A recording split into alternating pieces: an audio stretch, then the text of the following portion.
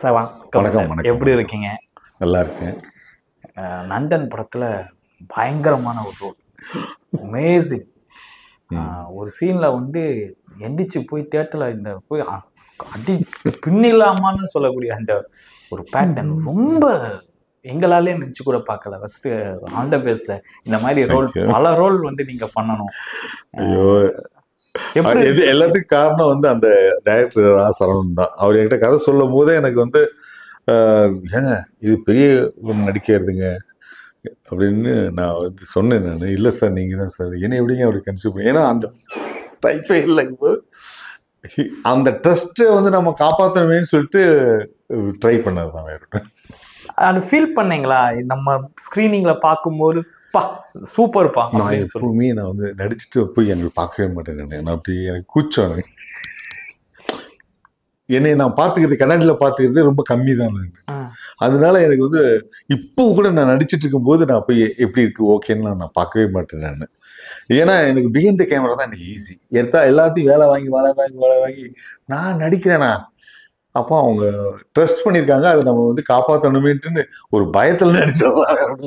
இந்த மூவி எப்படி சார் இருந்துச்சு? இந்த மூவி எப்படின்னு கேட்டிங்கன்னா, இவங்க வந்து 3 பேர், அதாவது வந்து அவர் சித்தார்த் இருக்கா இல்லைங்களா, அவர் ஃப்ரெண்டு அஸ்வின், அதுக்கப்புறம் இவர் இந்த ரஞ்சித் சார் எல்லா படத்துலையும் இருப்பார் இல்லைங்களா, பிரபா, தமிழ் பிரபா, இவங்க 3 பேரும் சேர்ந்து தான் இந்த கதையை வந்து ஒரு ஸ்க்ரீன் பிளே மூலமாக எனக்கு கம்ப்ளீட்டாக சொன்னாங்க. அப்படிங்கும்போது ரொம்ப வந்து பிளானிங்காக இந்த சித்தார்த் வந்து அழகாக அதை வந்து டிசைன் பண்ணி எல்லா கேரக்டரையும் பண்ண ஒரு விதம் எனக்கு ரொம்ப ஈர்த்துச்சு. அதே மாதிரி 90s நடந்த ஒரு ஜெயில் பிரேக் சம்பவத்தை, அந்த ஜெயிலில் நடந்த ஒரு இன்சிடெண்ட்டை ஒரு கதையாக சொல்லும்போது இந்த நேரத்தில் அதுக்கு என்ன தேவை அப்படிங்கிற விஷயத்தையும் தாண்டி அதை ஒரு ஸ்க்ரீன் பிளேயாக ஒரு ஒரு இணைக்கிற ஒரு விஷயமா அது சொன்ன விதம் வந்து ரொம்ப ப்ராமிசிங்காக இருந்தது. அதனுடைய தொடர்ச்சியாக தான் இதில் பார்த்துருப்பீங்க, டீசரில் பார்த்துருப்பீங்க. ஏன்னா ஃபஸ்ட்டு டீசர் தான் ஷூட் பண்ணார் அவர். ஸோ சார் இந்த மாதிரி ஜோன் இருக்க போது சார் இப்படி தான் சார் நான் வந்து பண்ண போகிறேன்னு சொல்லிட்டு, அப்போ ஒரு யங் டீம் வந்து அவங்க கண் வழியாக ஒரு இன்சிடெண்ட்டை வந்து ஒரு நிறைய கேரக்டர்ஸ் வச்சு பண்ணுறதுங்கிறது வந்து ஃபஸ்ட்டு வந்து ரிஸ்க்கு தான். அதாவது ஒரு டைரக்டர் அந்த மாதிரி கதையை சூஸ் பண்ணுறதே அந்த தைரியத்துக்கு தான் என்னுடைய ஒத்துழைப்பு. என்னுடைய இல்லை, நான், செல்வா, ஆர்ஜே பாலாஜி அவர்கள் எல்லாமே அதில் வந்து பங்கெடுத்துக்கு காரணம் வந்து ரைட்டிங் அண்ட் ஹிஸ் விஷன். இந்த கேரக்டர் பண்ணும்போது நீங்கள் ஜட்ஜ் பண்ணிப்பீங்க, ஏன் இந்த கேரக்டர் என்னை கூப்பிட்டாங்கன்னு ஒரு கேட்டேன். அவங்க வந்து அதான் சொன்னேன், அவங்க இமேஜினேஷனில் ஒரு கேரக்டர் இருக்குது. இப்போ இந்த ஜெயிலில் வந்து நான் வந்து சின்ன வயசுலேயே தப்பு பண்ணிட்டு வந்திருக்கேன், ஆனால் என்ன தப்புனே தெரியாது. ஆனால் இப்போ ஜெயிலு தான் வருஷக்கணக்கில் ஆயுள் தண்டனை கைதி மாதிரி, ஜெயிலில் தவிர எனக்கு யாருமே தெரியாது, வெளியிலும் தெரியாது, ஒன்றும் தெரியாது. அதுவும் சமையல் அந்த இதில் குக்கர் அப்படின்னு எல்லாம் என்னை கூப்பிடுவாங்க. அந்த மாதிரியான ஒரு கேரக்டர். அது வந்து ஜெயிலில் இடுக்கு எல்லா ஆஃபீஸர்ஸ்லேருந்து எல்லாமே தெரியும் அவங்களுக்கு. அந்த மாதிரியான ஒரு கேரக்டர்னு சொல்லும்போது எனக்கு வந்து அது ரொம்ப ஈர்த்துச்சு. அதான் பஷீருங்கிற கேரக்டர். ஒரிஜினல் பேர் பஷீர், ஆனால் குக்கர் என்னை கூப்பிடுவாங்க. குக் பண்ணுறது ரொம்ப senior actor sir, senior director. So எப்போல்லாம் பசங்களை ஒர்க் பண்ணும்போது அந்த எக்ஸ்பீரியன்ஸே ரொம்ப சுவாரஸ்யமாக இருக்கும். நீங்கள் பார்த்துருப்பீங்களே, நம்ம காலத்துலனா வந்து வேற மாதிரி பண்ணுவோம், இவங்க ஏதோ மேஜிக் பண்ணுறாங்கன்னு. எப்படி ஷூட்டிங் ஸ்பாட் எப்படி இருந்துச்சு? எனக்கு வந்து என்னுடைய மகன் ரொம்ப யங் ஏஜ் தான். இப்போ 4th இயர் காஸ்டியூம் டிசைன் படிக்கிறான். அவன் வந்து 12th படிச்சுட்ருக்கான். அப்படிங்கும்போது அவங்களுடைய அது தெரியும் இல்லையா உங்களுக்கு. இப்போ இவங்க அதை விட ஒரு 6-7 வயசு பெரியவங்க இருப்பாங்க அவங்க இந்த டீம். அதனால எனக்கு ரொம்ப ஈஸியாக அவங்களால கரெக்ட் பண்ண முடிஞ்சு. அவங்க என்ன பேசுவாங்க, ஏது பேசுவாங்கங்கிறது எனக்கு அதனால ரொம்ப ரொம்ப ரொம்ப ஜாலியாக தான் இருந்துச்சு. எனக்கு அது வீட்டில் இருக்கிற மாதிரி இருந்துச்சு. அவங்களும் அந்த மாதிரி தான் சொன்னாங்க. ஏன்னா ஃபஸ்ட்டு அந்த என்னுடைய படங்கள்லாம் பார்த்துட்டு அந்த மாதிரி அதுலேருந்து எப்போவுமே ஒரு படத்தை அதுலேயே வந்து அது படைப்பு தான் வந்து பேசணுமே தவிர படைச்சவன் பக்கத்தில் இருக்கு நான் தான் கரெக்ட். இந்த படம் வருது பக்கத்துலயே நம்ப மாட்டாங்க.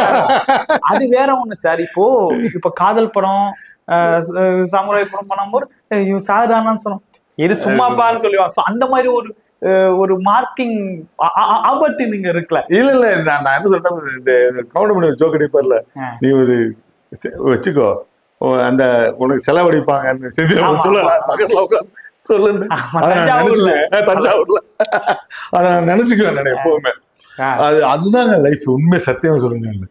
ஏன்னா அதை விட்டு வந்துடணும், படைப்பை கொடுத்துட்டோமா வந்துடணும், அவ்வளவுதான் சொல்றேன். ஏன்னா எல்லாம் பக்கத்துல உட்காந்துட்டு இருக்காங்க இல்லையே. எப்படி ஒரு சீன் ஷூட் பண்ணும் போல பொறாமையா இருக்குமா சார்? நம்மளை விட டேலண்டா இருக்காங்களே சொல்லி அந்த ஒரு மீட்டர் இருக்கும்.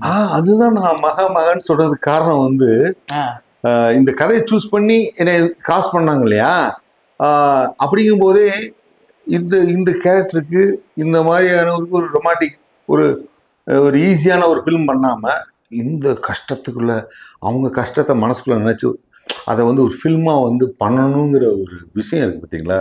அந்த சித்தார்த்துக்கிட்ட எனக்கு ரொம்ப பிடிச்சது. மோரோவர் அவர் வந்து ரஞ்சித்தோட அசிஸ்டன்ட் டைரக்டர். அந்த ரஞ்சித்தினுடைய படங்கள் எல்லாமே ரொம்ப ஆர்டிஸ்டிக்காக இருக்கும். அதில் நிறைய கேரக்டர்கள் பேசப்படும். ரங்கனவாத்தியாராக இருக்கட்டும், டான்சிங் ரோஸாக இருக்கட்டும். இப்போ அங்கேருந்து வந்தவர்னால இதில் ஏகப்பட்ட கேரக்டர்ஸ் இருக்குங்க. சிகான்னு சொல்லி செல்வா பண்ணுறாரு, அந்த மாதிரி நிறைய பண்ணுறாரு இல்லைங்களா. அப்படிங்கும்போது அது வந்து எனக்கு ரொம்ப எக்ஸைட்மெண்ட்டாக இருந்துச்சு. மோரோவர் ஷஷாங்க் ரிடம்ப்ஷன் சொல்லி ஒரு பெரிய கல்ட்டு மூவி இருக்குது, ஹாலிவுட் மூவி. கிட்டத்தட்ட அதனுடைய அந்த அந்த அந்த அது கொடுக்குற ஒரு இம்பேக்டை வந்து இந்த கேரக்டர்ஸ் மூலமாக கொடுத்துருக்காரு. மோரோவர் நிறைய ஜெயில் படம் வந்திருக்கு, எல்லாமே படங்கள். ஆனால் ஜெயிலே வந்து படமாக ஆகுது இதுதான். இதில் முக்கியமான ஒரு நைஜீரியா கைதி, இந்த ஹென்ரிக்னு சொல்லிட்டு, இப்போ நீங்கள் இந்த டீசரில் பார்த்துருப்பீங்கல்ல, விட்ட ஒரு பாக்கியவான்கள் அப்படின்னு சொல்லி கருணாஸ் வாய்ஸில் வரும் பார்த்தீங்களா. கருணாஸ் வாய்ஸில் தான் அந்த இதில் தான் அந்த இது சிம்பிளாக இது வரும், பைபிள் வரும். அதுக்கு முக்கிய காரணமே அந்த கென்ரிக்ங்கிற ஒரு கேரக்டர். இது வந்து தமிழ் சினிமாவில் வந்ததில்லை, இந்த சிறை கைதிக்குள்ளே. இப்போ அவங்களுக்கும் அந்த நைஜீரியன் பிரிசனருக்கும் இவங்களுக்கும் உள்ள கனெக்ட். அவர் இங்கிலீஷ் தான் பேசுவார். அப்படிங்கும்போது அது ரொம்ப ஒரு மாதிரி புதுசாக இருந்துச்சு. இதெல்லாம் பார்க்கும்போது நல்ல ஒரு ஆளுங்கடா. அதே மாதிரி நான் தான் எழுதுவேன், நான் தான் டைரக்ஷன் பண்ணுவேன் அப்படிங்கிறது இல்லாமல் அவர் ஃப்ரெண்டு, க்ளோஸ் ஃப்ரெண்டு அஸ்வின், இந்த தமிழ் பிரபா, இவங்களோட கொலாபரேட் பண்ணி அதை ரீரைட் பண்ணது. இப்போ என்கிட்ட கதை சொல்லும்போது எனக்கு இருக்கிற ரியாக்ஷனை பார்த்துட்டு அதுக்கப்புறம் அடுத்த வருஷம் எழுதி கொண்டு வந்து கொடுத்தது. இந்த மாதிரியான விஷயங்கள் ரொம்ப எனக்கு பிடிச்சிருந்துச்சு. எனக்கு ரொம்ப ப்ராமிசிங்காக இருக்காங்க. இப்போ சமீபத்தில் லப்பர் பந்துன்னு ஒரு படம் ரிலீஸ் ஆச்சு. அவ்வளோ பிரமாதமான ஒரு ரைட்டிங், அவ்வளோ பிரமாதமான ஒரு படம், எல்லாராலையும் கொண்டாடப்பட்டுச்சு, கிரிட்டிக்கலி அக்ளைம்டு இருந்துச்சு. அப்படிங்கும்போது நல்லா வந்து செம்மையாக வந்து அவங்க பண்ணும்போது பொறாமை இங்கேருந்து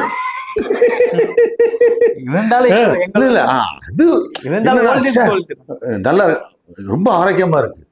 அதுதான் ரொம்ப அதை பாராட்டதான் செய்யணுமே தவிர அதை யாரோ குறை சொல்ல முடியுமா? சமீபத்துல கூட ஒரு ஆடியன்ஸ் சொன்னாங்க, தேட்டரை விட்டு ஒரு வெளியே வரக்கூடிய ஆடியன்ஸ் ஃபீல் பண்ணிட்டு கண்ணிலேன்னு கண்ணீராகவே வந்துச்சு இந்த மூவி பார்த்துட்டு. ஆடியன்ஸ் சொன்னாங்க, நான் ஃபர்ஸ்ட் வந்து ஸ்கூல் டேஸ்ல வந்து காதல் ஒரு படம் பார்த்தேன், அதுக்கப்புறம் இந்த படத்துல நான் அழுதேன்னு சொன்னாங்க. ஸோ எமோஷன் பேக்கேஜா வந்து காதல் 30 இயர்ஸா 20 இயர்ஸா இருக்கு. எப்படி ஃபீல் பண்றீங்க சார்? எவ்வளவு மாற்றங்கள், எவ்வளவு சேஞ்சஸ் மூவில.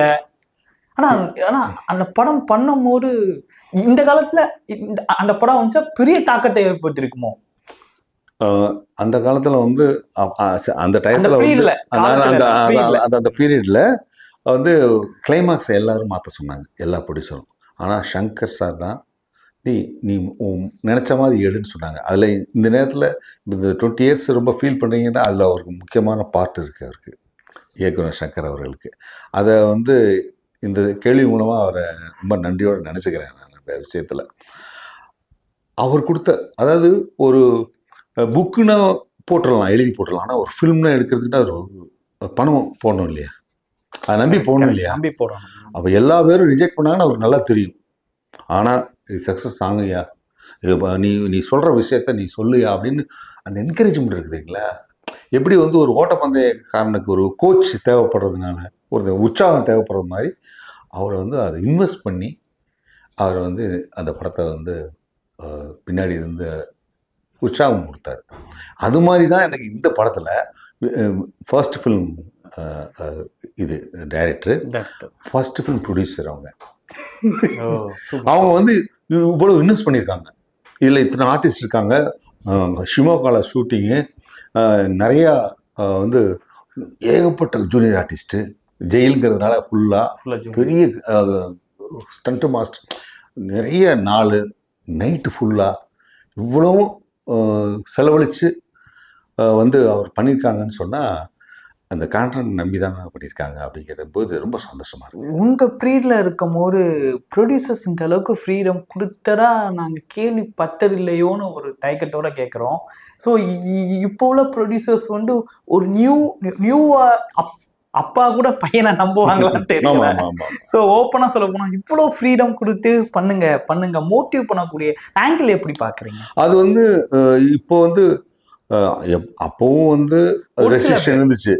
இப்போ அப்போ ஒரு சில பேர் இருந்தாங்க இல்லையா, அது மாதிரி இப்பவும் ஒரு சில பேர் தான் இருக்காங்க. இல்லைன்னா உங்களுக்கு தெரியும் எத்தனை படங்கள் வந்து ஐயோ அப்படிங்கிற மாதிரி இருக்கு. அவ்வளோ செலவழிச்சும் அது பண்ண முடியாம ரசிக்க முடியாத அளவுக்கு இருக்கு. ஆனா இந்த மாதிரியான ப்ரொடியூசர்ஸ் இந்த மாதிரியான ஒரு நியூ கம்மருக்கு கொடுக்கும்போது தான் சினிமாவே ரொம்ப ஒரு மாதிரியா வளர்ச்சியா போகுது. எனக்கு அதுதான் வந்து ரொம்ப சந்தோஷமான ஒரு விஷயம். அது வந்து ஆடியன்ஸ் வந்து அவன் தேட்டரில் வந்து கொண்டு வந்து கொண்டாடும் போது தான் அந்த படம் வெற்றியாகுது. இல்லைன்னா அது நம்ம அதுக்கு நல்ல படம், அது இந்த லேயர் இருக்குது அந்த லேயர் இருக்குன்னு நாம் ஒரு 4 பேர் ரசிச்சுட்டு போகலாம். அதுக்கு கிடையாது. படம் தேட்டரில் ஓடணும். புரியுதுங்களா உங்களுக்கு? அதுவும் நல்ல கண்டென்ட்டோட ஓடும்போது சூப்பராக இருக்கும். எந்த எலிமெண்ட்ஸ் இல்லாமல் செக்ஸு ரெட்டாயத்தை சோக்கு எல்லாமே இந்த லப்பர் பந்து ஓடுது பார்த்தீங்களா, அந்த மாதிரி. அது ஸ்போர்ட்ஸ் பண்ணணும்னு போகலே. கிரிக்கெட் விரும்புகிறவங்க இருப்பாங்க, விரும்பாதவங்களும் இருப்பாங்களே. அவங்களும் படம் பார்க்கறதுக்கு காரணம் அந்த கான்டென்ட் தானே. அதில் ஒரு ஃபேமிலி ட்ராமா எல்லாமே இருக்குது தானே. அந்த மாதிரி அதை மனசில் வாங்கிட்டு எல்லாரும் இந்த ஆடியன்ஸ் பார்க்குறாங்கங்கிற ஒரு கான்சியஸில் பண்ணுற எல்லா படங்களுமே அதுக்கு பண்ணுற தயாரிப்பாளர்கள் எல்லாருமே வரவேற்புக்குரியவர்கள் தான். அவங்க வந்து அது ஓடிச்சுன்னா அவங்க அதை நோக்கி தான் போவாங்க. இப்போ வந்து பாருங்கள், சின்ன படம்னு ஒதுக்க மாட்டாங்க, நான் இன்வெஸ்ட் பண்ணுவாங்க. அது வந்து ஒரு பெரிய ஒரு அந்த புது டைரக்டருக்கு வந்து புது கதாசிரியருக்கு வந்து ரொம்ப என்கரேஜ்மெண்ட்டாக இருக்கும். அதனால தான் இந்த படங்கள் ஓடணும் அப்படிங்கிறது தான். அதனால புது இயக்குனரான இந்த படமும் ஓடணுங்கிறது தான் ரொம்ப. ஆர்ஜே பாலாஜி சார் கூட ஒர்க் பண்ண எக்ஸ்பீரியன்ஸ் எப்படி இருந்துச்சு? ஆர்ஜே பாலாஜி வந்து அவர் வந்து இந்த செட்டில் இருக்கும்போது பயங்கர, அவருக்கு தெரியுமே, நல்லா ஜாலி. நாங்கள் வந்து அவர் கிரிக்கெட் கமெண்ட்ரிலேருந்தே நாங்கள் வந்து அடிமை. நாங்கள் எல்லாமே டேரக்டர்ஸ், நான் சங்கர் சார் எல்லாமே ரூம் போட்டு இந்த இந்தியா பாகிஸ்தான் மேட்ச் பார்ப்போம்னு வச்சுக்கோங்களேன். அவங்களுக்கு ரொம்ப கிரிக்கெட் பிடிக்கும். இல்லைங்க சாமி, அவங்களுக்குலாம் ரொம்ப பிடிக்கும். எனக்கு ரொம்ப அவ்வளோ தெரியாது கிரிக்கெட். ஆனால் இவர் கமெண்ட்டுக்காண்டியே நாங்கள் உட்காந்து பார்ப்போம் நாங்கள். அதனால பயங்கர அது அந்த மாதிரி ஒருத்தர் இந்த படத்தில் வேற மாதிரி காமிச்சிருக்காரு இவர். அப்படிங்கும்போது செட்டில் இருக்கும்போது கேமரா ஸ்டார்ட் பண்ணுற முடியும் ஜாலியாக இருப்பார், அங்கே போய் வேறு மாதிரி பெரியவார். அதனால எனக்கு ரொம்ப இருக்குது. அதுவும் இல்லாமல் ஆர்ஜே பாலாஜி எனக்கு வந்து அவர் ஆர்ஜேவா இருந்தார் பார்த்தீங்களா, ரேடியோ ஜாக்கியா, அப்பயே எனக்கு தெரியும். எனக்கு இந்த காதல் படத்தை பார்த்துட்டு அவர் பயங்கர இதாக இருந்தார். இப்போ அவருடைய வளர்ச்சியை பார்த்து சூர்யா படம் பண்ணுறாரு, ஒரு டைரக்டரு அண்ட் ஆக்டராக வந்து ரொம்ப சந்தோஷமாக இருக்கு. டைரக்ஷன் விடலைங்க, இந்த 3 படம் பண்ணியிருக்கேங்க. அது வந்து ரிலீஸ் ஏன்னா அது 2012 அந்த வழக்கெண்ணோட அப்படியே நிற்கிதுங்க. அதுக்கப்புறமேலு 3 படம் பண்ணியிருக்கேன், 2 படம் சென்சார் வாங்கி கொடுத்துருக்கேன். என்ன காரணம் அது நமக்கு சொல்ல முடியலையே. எல்லாமே வாங்கி கொடுத்தாச்சு, இல்லை எல்லாம் பண்ணி கொடுத்தாச்சு. அவங்க இடையில கொரோனா வந்துச்சு, அதனால வந்து அவங்களுக்கு வந்து ரிலீஸிங்ல கொஞ்சம் இதா இருந்துச்சு. அதுக்கப்புறம் என்னன்னு தெரியல எனக்கு. ஆனா யார் இவர்கள், நான் நீ நாம், ராஜசேகரா 3 படம். இல்ல அந்த கதையெல்லாம் வந்து வரல. ஏன்னா அந்த மாதிரி கதையை தான் நம்ம பண்ணுவோம். ஆமா, அது உண்மை சம்பவம் தான். அது வந்து வந்த மாதிரி எனக்கு தெரியல. ஆனா ரிலீஸிங்கிறது அவங்க கையில இருக்கு. நம்ம வந்து ஒரு விவசாயம் மாதிரி அந்த தக்காளியை கொடுத்தாச்சு குடோன்ல கிட்டங்கில அவங்க வச்சிருக்காங்க, ஆளுகளுக்குலாம் கொடுக்கணும்ல. சரி, ஹீரோ டைரக்டர் ஆகிறதுக்கு காரணம் வந்து ஒரே கதை தான் சொல்றாங்க, அது நம்மளே டைரக்ட் பண்ணிடலாம பண்றாங்களா? இல்லை, அது என்னன்னு கேட்டிங்கன்னா, இப்போ வந்து நீங்கள் இப்போ சமீபத்தில் கேள்விப்பட்டிருக்கீங்க, ஹீரோஸ்க்கு நிறையா சம்பளம் கொடுக்குறாங்க, எஸ் அதனால் வந்து அப்படின்னு ஒரு இருக்குது. இப்போ நீங்கள் பார்த்தீங்கன்னா முக்கால்வாசி ஹீரோஸ் ஓன் கம்பெனி வச்சுருக்காங்க. எஸ் நீங்கள் ஆமா சொல்லுங்கள் எல்லாம் கரெக்ட். காரணம் என்னன்னு கேட்டிங்கன்னா, நீங்கள் சம்பளம் ஜாஸ்தின்னு சொன்னால் அந்த மார்க்கெட்டை நான் என் கம்பெனியில் நான் படிக்கிறேன், அப்போ என் சம்பளத்தை கழிச்சிட்டு இது பண்ணுறேன் அப்படிங்கிறதுக்காண்டி தான் ஒரு சேஃப்டி சைடில் எல்லாரும் வச்சுருக்காங்க, கம்பெனி வச்சுருக்காங்க. இப்போ அவங்க காம்பினேஷனில் கூப்பிட்டாங்கன்னு சொன்னால் அதனால் ஒரு சேஃபர் ஜோனில் தான் ஹீரோஸ் வந்து பண்ணுறாங்க. நீங்கள் சொன்ன காரணமும் இருக்குது, கதை இது பண்ணல ஒத்து வரல அப்படிங்கும்போது சரி நம்ம கம்பெனியில் பண்ணலாம். இப்போ நல்ல கதை இருக்குது ஆனால் அந்த ஹீரோ வந்து அந்த அந்த கம்பெனி வந்து அந்த செலவழிக்க மாட்டாங்கன்னா நம்ம பண்ணலாம் அப்படின்னு சொல்லிட்டு தான் அது. இப்போ முதல்வன் சொல்லி அந்த படம் பண்ணது ஓன் கம்பெனி.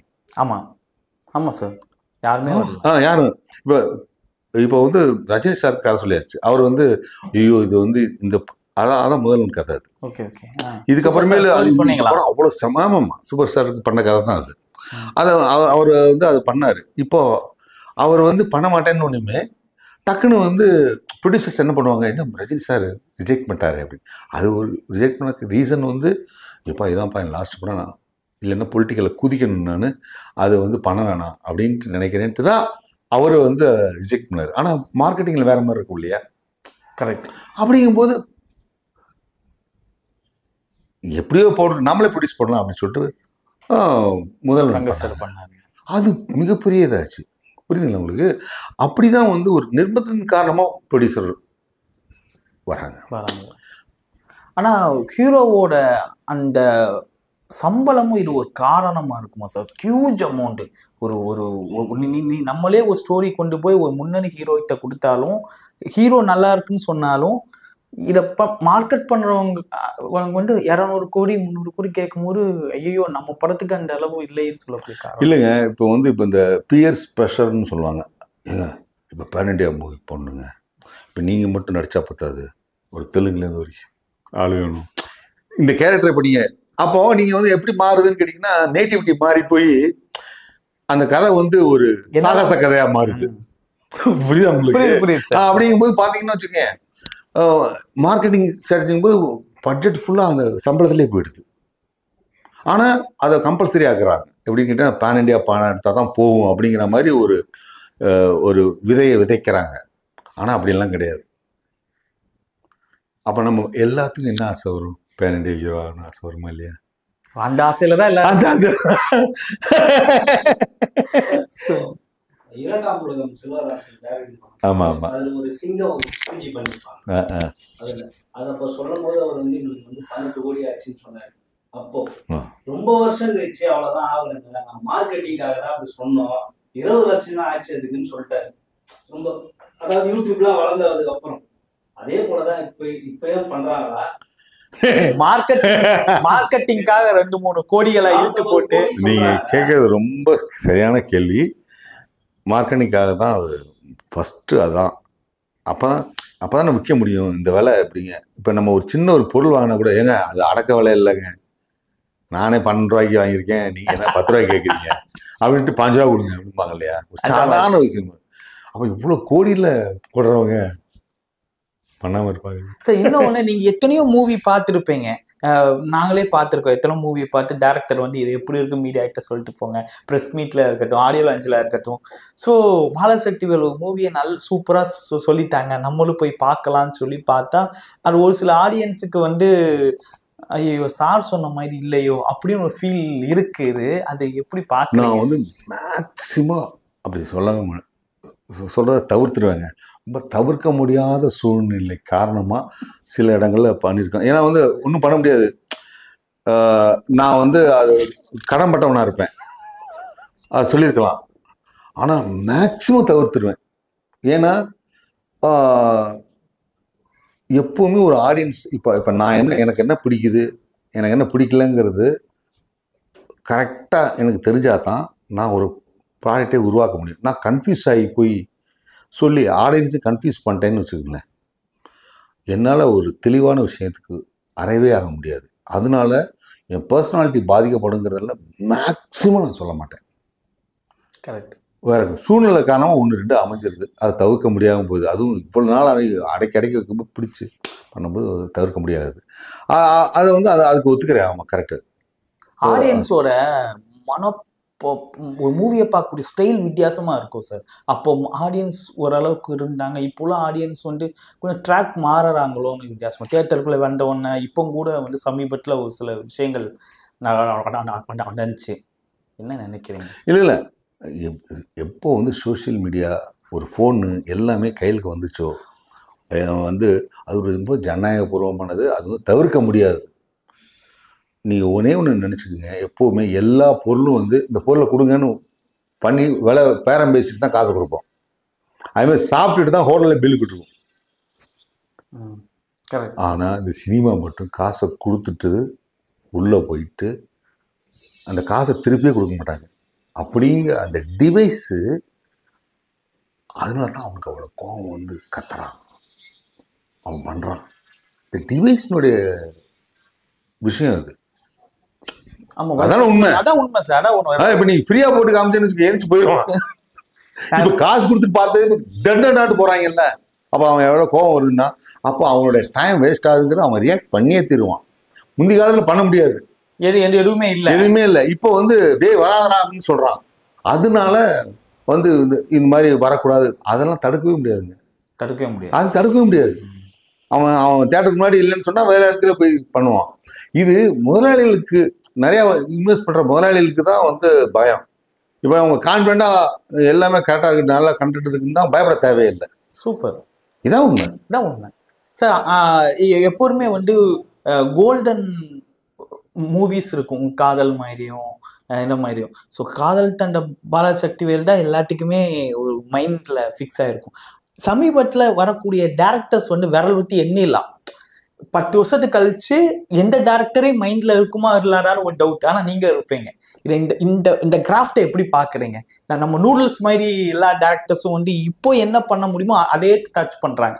லாங் லைஃப்பில் ஒரு மூவி அந்த மீட்டர் இல்லவே இல்லை ஒரு சில டேரக்டர்ஸ்க்கு. ஆனால் அதாவதுங்க எல்லாருமே வந்து இப்போ பச்சைமுத்து இருக்காரு, அவர் தமிழரசன் பச்சைமுத்து, லப்பர் பந்து, அதெல்லாம் செம்ம டைரக்டர். எல்லாமே அவங்க சஸ்டெயின் ஆகிறதுங்கிறது வந்து அவரை அடுத்து எடுக்க போகிற சப்ஜெக்டும் அதில் இருக்கிற ஒரு கான்டென்ட்னுடைய அந்த விஷயந்தான் நம்மளை வந்து பண்ணுது அப்படின்னு அவங்களுக்கு ஒரு கன்விக்ஷன் வேணும். இப்போ வந்து அப்பா இவ்வளோ கஷ்டப்பட்டு ஒரு படம் பண்ணிட்டாப்பா, நம்ம ஒரு ஹீரோ வச்சு ஜாலியாக ஒரு படம் பண்ணுவோம் அப்படின்னு சொல்லி அவங்க பண்ணாங்கன்னா, அவன்கிட்ட இருந்து எதிர்பார்த்துட்டு வந்த அந்த இது, உனக்கு படம் ஆர்டிஸ்ட் எல்லாம் வரலையா, நாங்கள் கான்டென்ட் தான், நீ என்ன ஒரு ஆர்டிஸ்ட் படம் பண்ணிட்டு போகிற அப்படின்னு சொல்லிடுவாங்களே. இந்த ஆபத்து இருக்கு இல்லையா, இது வந்து அவங்க டிசைட் பண்ணுற விஷயம்தான். கரெக்ட். நல்ல டைரக்டர்னு மக்கள் ரெகக்னைஸ் பண்ணிகிட்டே தான் இருப்பான். நீங்கள் அடுத்தடுத்து பண்ண போகிற படங்கள் அதுதான் உங்களை வந்து வெற்றி இயக்குனராக மாற்றணுமா, இல்லை வந்து என்ன சொல்கிறதா ரொம்ப ஒரிஜினலாக வந்து ஆனஸ்டாக இருக்கணும் இந்த ஆர்ட்டுக்கு அப்படின்னு இருக்கிறவங்கள இந்த திரையுலகம் கைவிடுவதே இல்லை. அவங்க படம் பண்ணாலும் அந்த படத்தை நினச்சிட்டு தான் இருப்பாங்க. இதுதான் உண்மை. இது வந்து அவங்க எடுக்கக்கூடிய கால், எனக்கு போதும்ப்பா, எனக்கு மனசில் நிற்க வேணாம், எனக்கு செட்டில் ஆகணும், எனக்கு அவ்வளோ கமிட்மெண்ட்ஸ் இருக்குது அப்படின்னு ஒரு ஜாலியான ஒரு படம் கூட எடுக்கலாம். ஆனால் இவன் என்ன நினைப்பானா, அது ஓடிச்சுன்னா ஓகேட்டுருவான், இது எடுக்கிறாரு அது எடுக்கிறாருன்னு போயிடுவான். இல்லைன்னு வச்சுக்கோங்க, அவ்வளோதான், என்னப்பா அப்படிங்கும்போது ஆட்டோமேட்டிக்காக அவர் கன்ஃபியூஸ் ஆயிடுவார். சரி sir, last final sir. Last final sir. பொலிட்டிக்கலில் வந்து எனக்கு உங்களுடைய கன்வென்ஷன் ரொம்ப பிடிக்கும். காதலாக இருக்கட்டும், கல்லூரியாக இருக்கட்டும், ரெண்டுமே பொலிட்டிக்கல் தான். அப்பட்டமாக தெரிஞ்ச பொலிட்டிக்கல். ஸோ ஒரு பொலிட்டிக்கல் ஆக்டராக ஏதாவது மூவி பண்ண வாய்ப்பு இருக்கா? எங்களுக்கு ரொம்ப ஆர்வமாக இருக்குது. Every moment is political. Yes, புரியுதுங்களா? அது பாலிட்டிக்ஸ் தனியாக பேசும்போது தான் மக்கள் வந்து அது பாலிட்டிக்ஸ் படம்னு நான் சொல்கிறேன். மக்கள் உணர்வு நிலையில் சொல்கிறது தான் பாலிட்டிக்ஸ்ன்னு நான் நினைக்கிறேன். இப்போ நீங்கள் சொன்னீங்களே, மூணுமே நீங்கள் பண்ண மூணுமே பொலிட்டிக்கல். அவன் போட்டு போடுறதோடு அதுக்கப்புறமேல இந்த உள்ள அரசியல் அவங்கெல்லாம் தலையிட படப்படுற, நீங்கள் அதை கதாபாத்திரமாக வடிவமைச்சு உடனே அவன் அப்படி பண்ணுறான்டா அப்படிங்கும்போது தான் அவன் வந்து அவன் அலர்ட் ஆகிறான். அந்த மாதிரி மூவி தான் பண்ணுவேனே தவிர தனியாக என்னுடைய அறிவை காமிக்கிற மாதிரி பொலிட்டிக்கல் மூவின்னு பண்ண வேண்டும். அது வந்து பொலிட்டிக்கல் மூவியே கிடையாது என்னைய பொறுத்தளவுக்கு. புரியுதுங்களா உங்களுக்கு? இப்போ பாலிட்டிக்கலாக அது இருக்கவே கூடாது. அந்த கதாபாத்திரத்தோடய அது இருக்கணும். இப்போ ஆமா, சமூகம் சார்ந்த ஆமா. இப்போ அரசியலா நீங்கள் பார்த்தீங்கன்னா நீங்கள் வந்து வழக்கெண்ணில் படம் பார்த்தீங்கன்னு சொன்னால் அவன் வாட்டுக்கு அவள் பிராத்தல்காரி, அவளுக்கு நானே 5 அரெஸ்ட் பண்ணியிருக்கேன். நீ டேய் அவளுக்கு நம்ம ஆளுக்குடா. அங்கதான் அதான் பாலிடிக்ஸ். அந்த மாதிரி காதலே அப்படிதான். அதுதான் சிங்கத்துல சிங்கமும் இருக்கும், நரி இருக்கும். அதேதான். இப்போ நீங்க இதுல எடுத்து பாருங்க, லப்பர் பந்துல நம்ம எஸ்சி சொல்றீங்களா? அதுதான் அது பயங்கர பொலிட்டிக்கல் மூவி. பொலிட்டிக்கல் மூவிங்கிறத விட அதான் பெரிய பொலிட்டிக்கல் மூவி. ஆனா இதே அடையாளப்படுத்த முடியாத அளவுக்கு இது என்ன பயங்கர நுணுக்கமா அடிக்கிறதாங்க பொலிட்டிக்கல். ஆனா ஒரு சில பேர் ஸ்ட்ராங்கா அடிக்கிறாங்க, கேஸ்ட் மூலமா ஸ்ட்ராங்கா. இல்ல ஸ்ட்ராங்கா நீங்க சொல்லும் போது என்ன பண்ணுவாங்கன்னா அவங்க பிரிச்சிருவாங்க, அந்நியப்படுத்திடுவாங்க. அவன் ஜாதி படமா எடுக்கிறான்டா. உங்களுக்கு புரியுதா? உங்களுக்கு ஒருத்தர் நல்ல பிளேயரா இருக்கான், ஒருத்தன் பிளேயரா இருக்கான், அவன் விளையாட்டு வீரனா தான் எல்லாம் பொதுமக்கள் பாக்குறான். ஏய் யார் தெரியுமில அப்படின்னு நீங்க அடையாளம் நீங்க காமிச்சிட்டீங்க. நானும் இல்ல வந்து அவன் காமிக்கிறான். ரெண்டுமே நடக்கும்போது அந்நியப்படுத்திடுவாங்க. உண்மையிலே அது வந்து அவன் நினைக்காம கூட இருக்கலாம், பாவமா கூட இருக்கலாம். ஆனா அதான் கவனங்கிறது. ஏன்னா பொதுமக்கள் தான் ரொம்ப இம்பார்ட்டன்ட். ஏன்னா பொதுமக்கள் வந்து எப்பவுமே ஒரே மாதிரி தான் இருக்காங்க. நல்லா தான் எல்லாத்தையும் ரசிக்கிறாங்க, எல்லா படங்களையும் பார்க்குறாங்க. அவங்களுக்கு வந்து எந்த விதமான வித்தியாசம் இல்லை. அப்போ பொதுமக்கள் தான் அப்படி பண்றாங்க. பொதுமக்கள் அவங்கள மனசுல வச்சுட்டு தான் எடுக்கணும். புரியுதுங்களா? இப்போ பரியேறும் ஒரு படம் பார்த்துருப்பீங்க. அது எல்லாரும் பார்த்ததுக்கு ரீசன் என்னன்னு கேட்டீங்கன்னா, நீ என்ன எங்கடா காதலிக்க விட்டீங்கன்னு ஒரு வார்த்தை கேட்பான். பார்த்தீங்களா? இப்போ காதல் படத்துல வேணாம் அப்படிங்கும்போது நீ ஒரு தாலி கட்டிட்டு இன்னசென்ட்டாக கூட்டு போயிருவோம். அவன் என்ன கதி கால ஆரம்பாருங்க. ஆமா, அது வந்து ஒரு ஸ்டேஜான ஃபில்மு. அவன் பாதிக்கப்பட்டான்னு நான் எடுக்கிறேன். புரியுதா உங்களுக்கு? ஆமா, அதை எடுக்கிறேன் நான். இப்படி இருக்குடா, இப்படி இருந்தாங்கடா, அவன் போய்தான் நான். பரியேறும் என்ன சொல்றாரு, எங்க காதலை விட்டுட்டீங்க. அதுதான் சூப்பரான ஒரு பார்வை. அது எல்லாத்தையும் ரிகனைஸ் பண்றாங்க இல்லையா? இந்த மாதிரி தான் இருக்கணும்னு சொல்ல வேண்டாம். ரொம்ப ரொம்ப நன்றி சார். இவ்வளவு நேரம் எங்களுக்கு